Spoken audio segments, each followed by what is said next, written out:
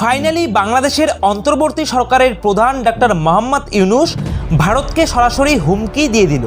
তো আগামী 4 থেকে 5 বছরের জন্য চীন পাকিস্তানের পাশাপাশি ভারতের আরেকটি চিন্তার কারণ হয়ে দাঁড়ালো বাংলাদেশ। अस्सलाम वालेकुम व्यूअर्स, मैं हूं एहसान खान और आप देख रहे हैं यूट्यूब चैनल एहसान रिएक्शन विद एहसान। मैं उम्मीद करता हूं आप जहां भी होंगे एंजॉय करते होंगे, मज़े में होंगे और फिट फाट होंगे। वेस्ट बंगाल मीडिया बड़ी हैरान कुन एक ये रिपोर्ट है, मेरी आंखों के आगे से गुजरी, व्हाट्सएप आई, मैंने कहा क्यों ना आपके साथ ये शेयर करें।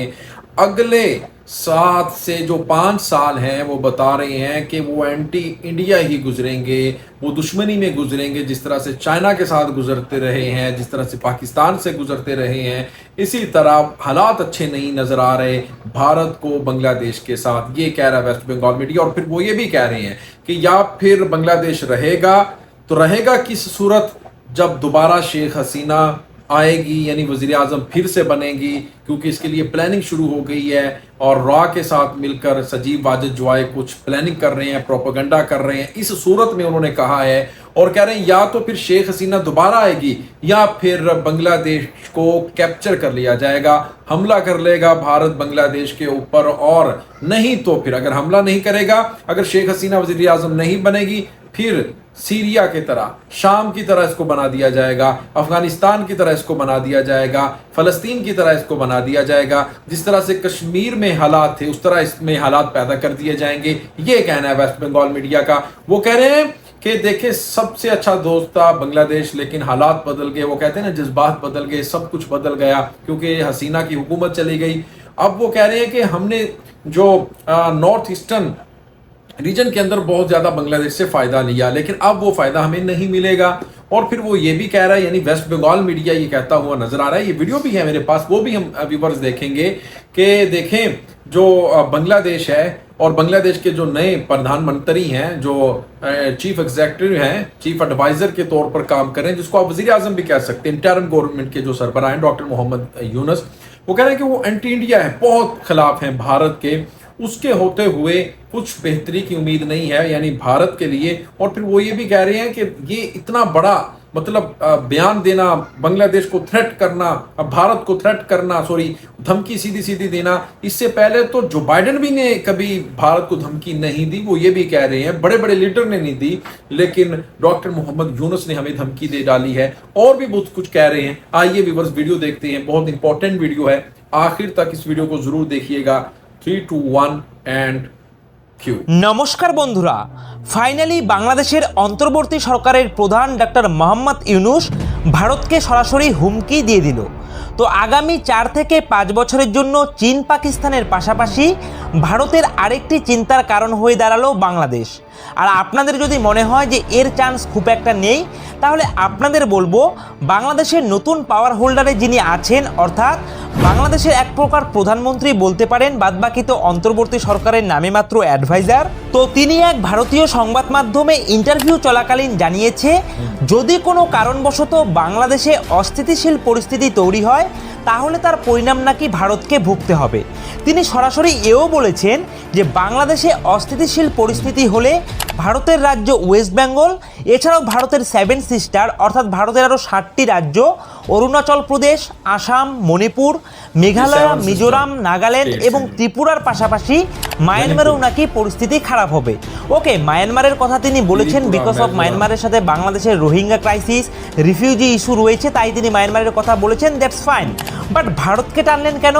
না, বাংলায় একটা কথা প্রচলিত আছে জানেন তো, যে সুখে থাকতে ভূতে কিলায়।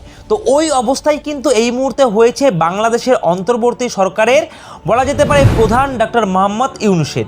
নিন একবার নিজে কানেই শুনে নিন এবং দেখুন ডক্টর মোহাম্মদ ইউনূস সেই ইন্টারভিউয়ে কি বলেছেন। Are there other groups looking to create instability in your country? And consequently, from an Indian standpoint, since I'm here in New Delhi, could it not have a regional spillover? Very much. That's what I've been talking to every single interview that I gave. If you destabilize Bangladesh, it will spill over all around Bangladesh, including Myanmar and Seven Sisters and West Bengal, everywhere. শুনলেন তো আপনারা। তো এবারে দেখুন, এই মোহাম্মদ ইউনূস ইনি খুব যে একটা পাওয়ারফুল ব্যক্তি এমন কিন্তু কিছু না। বাংলাদেশে বলতে গেলে বলতে হয় জাস্ট একজন অ্যাডভাইজার। এবার মনে করুন বাংলাদেশে মধ্যবর্তী নির্বাচন হবে। তো সেই মধ্যবর্তী নির্বাচনে কিন্তু মোস্ট প্রবাবলি বিএনপি মানে খালেদা জিয়ার বাংলাদেশ ন্যাশনালিস্ট পার্টি বাংলাদেশের ক্ষমতায় আসতে পারে। কেননা শেখ হাসিনার যে পার্টি আওয়ামী লীগ রয়েছে, সেই আওয়ামী লীগ কিন্তু এই মুহূর্তে সেরকমভাবে অ্যাক্টিভ নেই যেখানে তারা সেভাবে আগের মতন বাংলাদেশের মধ্যবর্তী নির্বাচনে পার্টিসিপেট করতে পারবে। তবে একটা প্রশ্ন আপনাদের থাকতেই পারে যে ঘোড়ার আড়াই চাল দিয়ে যেখানে ডাক্তার মোহাম্মদ ইউনূস কায়দা কৌশলে বাংলাদেশের গদিতে বসলো, সে কি সহজে গদি ছাড়বে? আর এই বিষয়টাই কিন্তু এখন বাংলাদেশের মানুষজনের মধ্যে ঘুরপাক কাটছে, আর বিরোধী দলগুলো তো অলরেডি আওয়াজ তুলতে শুরু করে দিয়েছে। আমি অন্তর্বর্তীকালীন সরকারকে উদাত্ত আহ্বান জানাবো, রাজনৈতিক দলগুলোর সঙ্গে সমন্বয় করে প্রয়োজনীয় রাষ্ট্র সংস্কারের কাজ সেরেই জাতীয় নির্বাচনের অঙ্গীকার জাতির সামনে আপনারা ব্যক্ত করবেন এবং সেই অঙ্গীকার পালনে আপনারা দায়িত্বপূর্ণ ভূমিকা পালন করে চলবেন। তো যদি বিএনপি ক্ষমতায় আসে তাহলে ভারতের জন্য বিষয়টা কি ভালো হবে? দেখুন, বিএনপি ক্ষমতায় আসবে কিনা সেটা সময় কথা বলবে, বাট বিএনপি ক্ষমতায় আসার আগেই কিন্তু ইন্ডিয়াকে নিয়ে ভীষণ অ্যাগ্রেসিভ স্টেটমেন্ট অলরেডি দেওয়া শুরু করে দিয়েছে। এখানে আপনারা কিন্তু দেখতেই পারছেন, আর্টিকেলে লেখা রয়েছে will be tough to cooperate with India if it helps our enemy Hasina. आपने व्यूअर्स ये वीडियो देखी है, साफ अल्फाज में वेस्ट बंगाल मीडिया ये बात कर रहा है डॉक्टर मोहम्मद यूनुस के बारे में, बांग्लादेश के बारे में कि ये अब हमारे हाथ से निकल चुका है। नेक्स्ट जो 5 to 7 ईयर्स हैं उसमें एंटी जो बांग्लादेश के तौर पर उसको देखा जाएगा, यानी वो अब भारत के खिलाफ ही रहेगा बांग्लादेश और कभी भी हमारे हक में नहीं आ सकता। फिर उन्होंने कहा कि जो भारत है अब इसको वैसे ही कैप्चर कर लेगा, अगर कैप्चर ना भी किया तो फिर वहाँ पर एक सिविल वार का माहौल बन जाएगा। और वो कह रहे हैं कि जिस तरह से शाम के हालात हैं, सीरिया के हालात हैं, अफ़गानिस्तान के हालात हैं, उसी तरह की स्थिति वहाँ पर भी कर दी जाएगी। यानी इस तरह से वो धमकी अमेज़ रवैये में बात की जा रही है। साथ ही साथ वो डॉक्टर मोहम्मद यूनुस के ऊपर ये आरोप लगाते हुए नज़र भी आ रहे हैं कि डॉक्टर साहब ने धमकी दी है। भाई धमकी नहीं दी, डॉक्टर साहब ने लॉजिकली बात की है कि देखें, अगर किसी हमसाये के घर में आग लगती है तो उसके साथ वाला जो घर है वो नहीं बच सकता, क्योंकि जो उसकी हीट है वो साथ वाले घर में ज़रूर जाती है। या इस उन्होंने नज़रिए से बात की थी और इस पर्सपेक्टिव को उन्होंने कहीं और जाकर हिट किया। तो मेरे ख्याल में समझ आ जानी चाहिए, क्योंकि जो डॉक्टर साहब की हुकूमत है, उनकी जितनी भी काबीना मिनिस्टर्स हैं, वो बड़ा सीधे सीधे अल्फाज में बात कर रहे हैं कि भाई अब इक्वली ट्रीट किया जाएगा। ये नहीं होगा कि आप हमारे लोगों को मारो, हमें मारो, हमारे हकूक यानी सल्ब करें, हमें ना दें, और फिर आप आखिर में आकर सिर्फ एक कार्ड खेलें। यानी आप ये कह दें कि देखें 1971 में हमने आपका साथ दिया था। अब नौजवान नस्ल है, नई जनरेशन है, उसको सोच है, उसको सब समझ है, क्योंकि वो सोशल मीडिया का इस्तेमाल करते हैं, उन्हें सब पता है। अब ये ओछे हथकंडों से काम नहीं चलेगा। इसी के साथ मुझे दें इजाज़त और अपना बहुत ज़्यादा ख्याल रखिएगा।